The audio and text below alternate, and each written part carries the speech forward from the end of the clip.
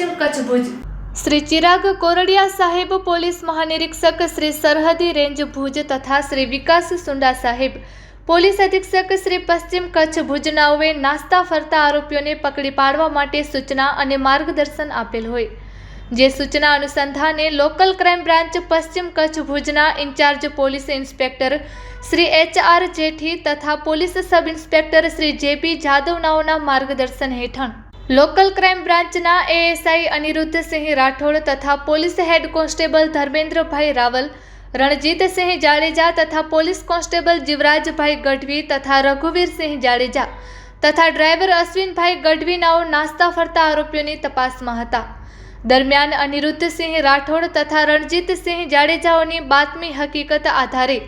Khavda police station BNS કલમ તેમજ ગુજરાત પશુ સંરક્ષણ સુધારા અધિનિયમ કલમ